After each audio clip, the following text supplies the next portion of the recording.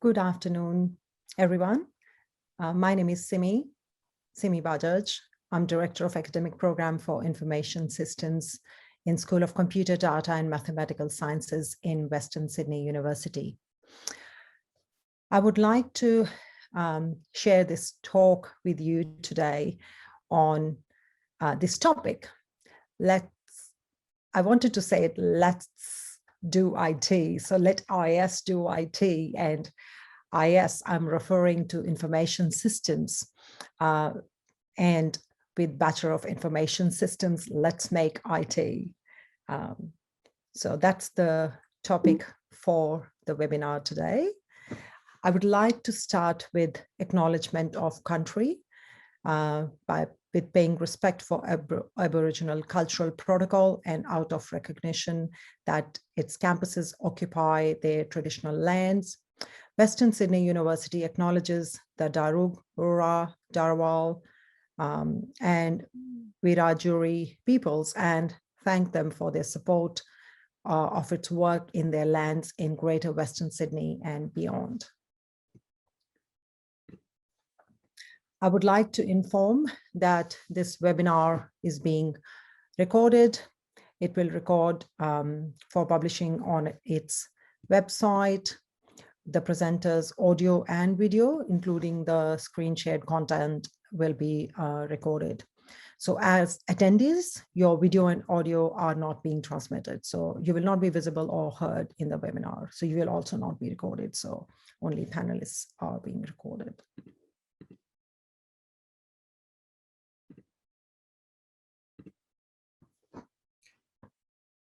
I would like to start with the use of technology. And I would like you to think for a moment, since you woke up this morning, in how many shapes and forms have you used technology? Did you wake up with your alarm on your phone? Did you use Opal Card? Or did you use Flexi Schools to place food orders? Did you travel in a car and use the audio video system on the car? Did you use social media, Snapchat, Instagram? Did you use any learning management system like Moodle? Did you check emails? Did you use Netflix? Did you use OneDrive? Did you use phone wallet to make payments? Or did you surf the web? Can we imagine our life without systems, whether it's web systems or mobile apps? But beyond that, I want to ask a fundamental questions. How do all these software ideas come from? Who thinks about that? Do we just come up and start developing these applications, or do we spend time thinking about what is required?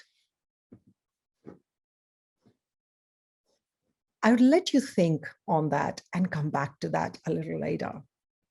And I want to talk about why somebody should study information systems. Bachelor of Information Systems, which is business focused. There is an immense need to understand the technological needs of individuals and businesses. And that's where I'd like to go back to the previous slides. We need to spend time thinking what is required. What does an individual need to make their life easier, more productive, that they can get more done in a day? So if you are a people's person, but also love the power of technology, not necessarily technology in the sense that you have to develop those applications, or you have to do the hardcore backend logic, mathematics, is not what your forte. Can you still work in the area of technology and help empower individuals as well as business organizations?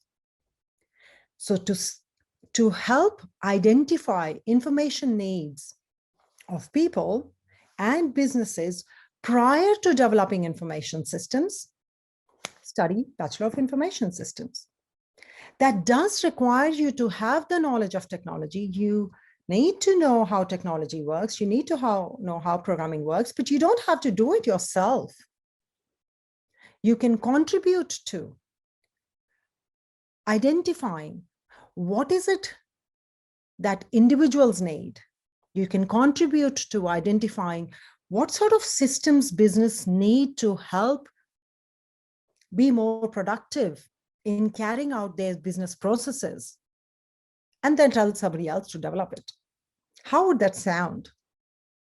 And when you study information systems in WSU, you get immense opportunities to engage and take up internship opportunities locally as well as globally. I want to give an example. Where does information systems, what you learn in information systems degree fit in? We all use Opal Card. I can't even count how many years ago. Opal Card came up more than 5 years ago, if I'm not wrong, more than that. So initially when we had Opal Card, we got Opal Card for adults. So, okay, even before that. So we used to catch public transport. We would go to the station or bus stop, catch the bus, in the bus pay and buy a ticket, have a long queue. Slowly, everybody's paying for the ticket, either by cash. And suppose, imagine if they don't have the change, how long would it take? On the train station, stand in front of the window or stand in front of the machine, purchase the tickets, long queues. Oh my God, my train's leaving. So somebody thought, no, that's not the most effective way of handling people traveling, especially during peak hours. So they came up with this idea. So thinking on those lines to coming up with an idea of something like Opal Card system is what information systems degree prepares you for. But doesn't stop there. So what happened? We started using Opal Cards, and guess what? I forgot to take my Opal Card. Oh my God, how do you travel? After some time, there were no ticket windows. I travel by bus. I cannot buy Opal Card on the bus. So how do I travel? I was missing bus. And these problems were going back to Transport New South Wales. And the team of analysts and some project managers and some technical analysts thought of solving this problem. And they came up with this idea of allowing users to use their debit cards, credit card to pay for their tickets instead of having to hold Opal Card. Now, if you were to top up your Opal Card, how would you do that? Then the same team who did not have to develop this app, but thought of an idea of an app, what should go into the app? You should be able to top up, how long it should take for the funds to be available. What if you lose your Opal Card? What will happen to the funds that are in your Opal Card? So somebody has to think and decide what functionality should be there associated with the registered Opal Card. Can we block it? Can we transfer the funds to others? What if the balance is too low? How to solve that problem? Having a digital Opal Card that you can add to your wallet. Making contactless payment using digital Opal Card. Who will think of that? Having a web-based login for Opal Card where you can register your card. So having a mobile app as well as web-based. And what functionalities will be offered for one over the other? Information systems graduates can take up all those roles. They do not necessarily have to develop those applications, but that doesn't stop there. And I will talk more about that a little later, what else information systems graduates can do. So there's a number of jobs that they can work in. Something like information manager, systems analyst, business analyst. And these two roles, depending upon the size and complexity of the organization, can be merged into one or be separate. where business analyst will work closely with the business, whereas the system analyst will closely work with the development team and be involved in the entire process of development, but may not necessarily have to do lots and lots of coding and lots of solving mathematical problems. They can work as data analysts.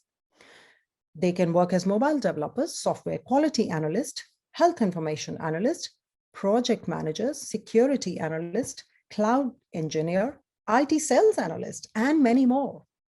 So the opportunities that an information systems graduate has are unlimited. Just to quote, average Western Sydney University information systems graduates employed in 2018-19, and in fact 2020 as well, was averaging at 65K. Isn't it attractive? I would like to share some of the organizations where information systems graduates have done internships and full-time placements. I'm sure you recognize most of these logos. Information systems graduates also get opportunities to travel overseas. And this picture in the middle is a group of students who went for a study tour to India. And I'm sure you can see Taj Mahal, one of the wonders of the world, in the background. They can contribute to projects like Solar Car as analysts trying to solve the problems and help other graduates such as ICT and computer science go and do the other work. So collectively, all the graduates from different computing degrees can contribute to the same project. And now I would like to invite one of our alumni who has a success story to share with you, and how studying in School of Computer Data and Mathematical Sciences, studying about how systems are developed has helped her into securing a position, and how is she utilizing her knowledge. And I'm sure you all know Deloitte. I'd like to welcome Angelica. Hey everyone, thank you for the opportunity, Simi. So I know most of y'all might be in school still deciding what course to apply for. Some of y'all might be confused as to where to go. I was in the same position 3 years ago. I knew I wanted to do computing because I watched a lot of films where like the hacker types in few words and then he hacks the whole system and solves the problems. So that was one of my main motivations why I took up a computing based degree. But once I took up and once I started the degree, right in my first semester, I got to do a unit called System Analysis and Design. So in the initial days, obviously, I didn't know anything about computing or programming at all. But this unit was so helpful to me, and the concepts I've learned as part of it on how, like when you think about computing, most of them will be like you need to code, you need to type, it's Java or it's C++, or you do networking, it's wires and hardware. It's not that. There's so much more, because when I did that unit, I understood how businesses work, like what are the processes that happen in the back end for a task to complete. But at that stage, whatever I learned, like analysis, planning, implementation, all of that was really interesting to me. But I didn't know how it would be useful in future, because I was planning like I'll do programming or cybersecurity related stuff. And then through the year, as the years went by, I took up my cybersecurity major and I started doing cybersecurity units.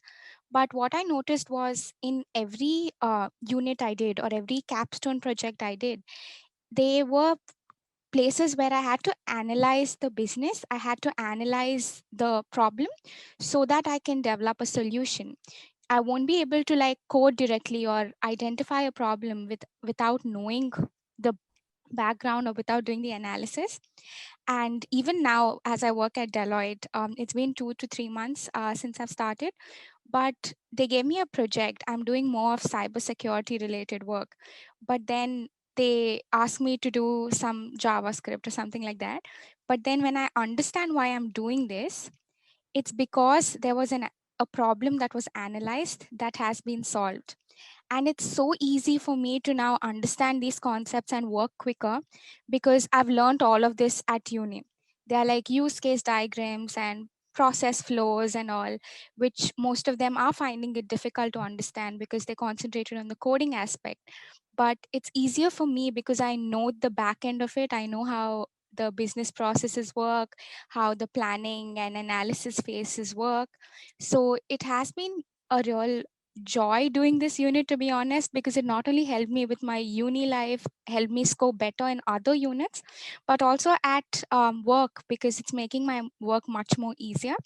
And just to add one more note, I know Simi was like, we do industrial tours at Weston, and she organized a tour for Deloitte in my first semester, and I had attended that at the Parramatta campus. And I was like, I wish I could work here one day. And I'm so glad it's happened. So I'm really thankful to her and all the academics who were part of the university who helped me in this journey. I hope you all, I wish you all the very best in your decision on what course you want to do, your future, your career. Feel free to reach out to our academics or our support staff, because information systems is really helpful for the future, and you all will be in a right place when you'll take it up. Thank you. Thank you so much, Angelica. I am so happy that what you studied in your course in the university is helping you now in your jobs. And I completely agree. Understanding the fundamentals of why we are doing something is really, really helpful.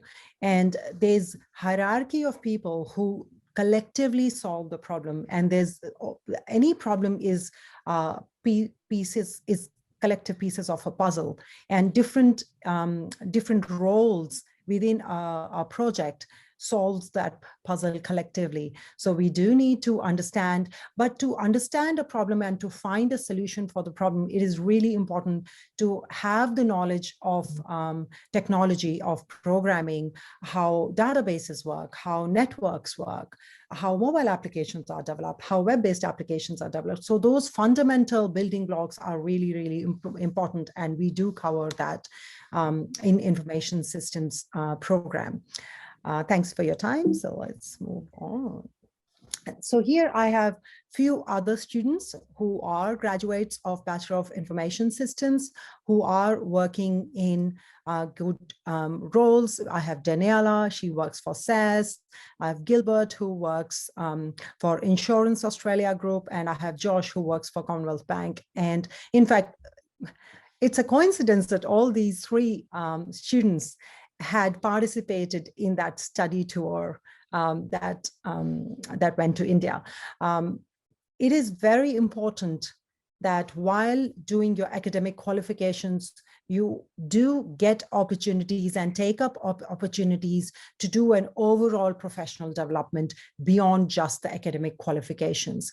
And information systems program do offer you those opportunities via participating in organizational tours, via guest lectures, via doing internships locally in a variety of organizations, and also to travel overseas via New Colombo Plan grants. And I have a number of New Colombo Plan grants to different countries such as India, Japan, Vietnam, Sri Lanka, Singapore, for a short-term study tour, which ranges from 2 to 3 weeks, or for a semester exchange support, also by doing internships. So I have these grants where a student can study one semester and also do an internship alongside in an overseas country like India and Japan, and do get support from work integrated learning experience to enhance the skills that they learn through their academic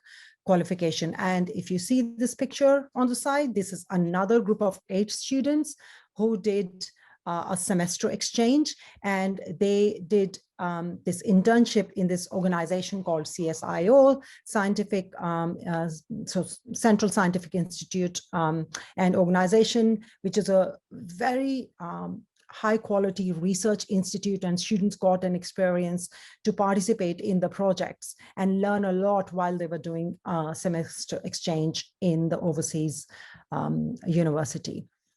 These are some of the other pictures of students participating in different short-term, long-term, visits to different institutions.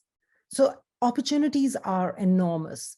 It is up to the students to grab the opportunities. So only doing academic qualification is not what helps them grow. Now, I would like to talk a bit more on what Angelica said. It is very confusing for a student to decide what to study: information systems, IT or ICT, or computer science.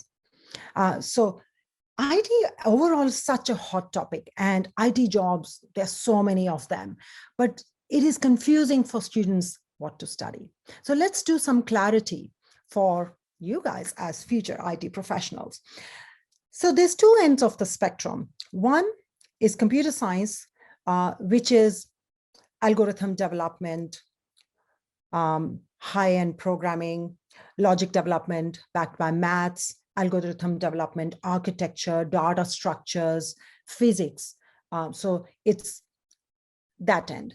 Then we have IT, which is more application development, web-based applications or mobile applications. So whatever we see and interact, the applications development of that, supported by database, supported by networks to run those applications. And then we have information systems, which looks at identifying what sort of applications should be developed. What functionalities should be in those applications or softwares, or what are the different locations where this application should be sitting. So one part is to identify what is to be needed, then to develop it, and then to give the backend support to make it all happen. So it really depends upon where the student interests lie.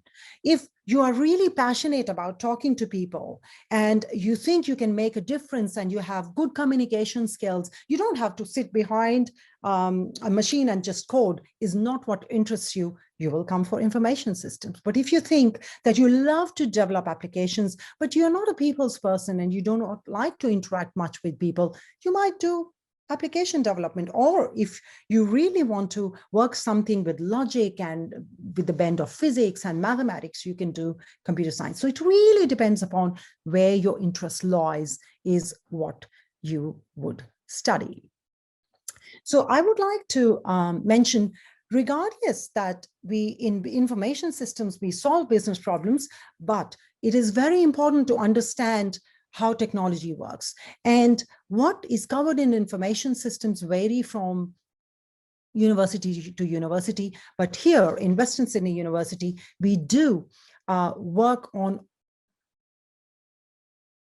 all of the fundamental concepts that you should be studying to have the right technical knowledge and to be on top of latest technologies. Because to solve a business problem by suggesting a particular technology, you must know about all the latest technologies that are available out there. So we do cover the fundamentals via programming fundamentals, computer networks, web application, talking about computer security, communication skills, analysis and design to understand how systems are developed, the basics of that, database designs, mathematics. So all the basic concepts, fundamental concepts are introduced and covered so that information systems graduates are clearly aware of all the fundamentals before they can go and understand the business and make go work on the information systems side of it via the units such as information systems deployment and management. So understanding what systems, and after systems are developed, how they are deployed, how they are managed, when to know the systems need upgrade, when to know how to support, when to know systems are to be retired. Also to be aware of emerging trends and latest technologies in information systems so that those recommendations can be made. And then there are, but at the same time, if you have an interest in games technologies or health information or mathematics, there are 8 electives that you can study to furnish your skills in that area and work in that area. So nothing stops you from being a bit more technical. And to support that, we have a variety of majors that are offered in the area of mathematics, entertainment computing, networking, mobile computing, health informatics, big data, interactive analytics, and then there are certain sub-majors in a number of areas. So it really depends upon where a student's interests lie, and it offers you a lot of variety. So here in Western Sydney, we have Bachelor of Information Systems, which is a 3-year program. For high achieving students, we have Bachelor of Information Systems in advanced mode as well. So students can enroll themselves in, apply and enroll in Bachelor of Information Systems if they are offered. We do offer double degrees with business and law, which is 4 years for business and 5 years for law. So opportunities are enormous. If you are someone who loves technology and want to learn technology, but are passionate about helping others and contributing to solving problems, information systems it is. These are the contact details. If you want to gain more information, you can give a call here. You can send an email on this email address, study@westernsydney.edu.au, or Twitter, or go to Facebook. So a number of ways how you can come and contact us to learn more about information systems. Thank you very much for your time. I'm Simi from Western Sydney University. Bye.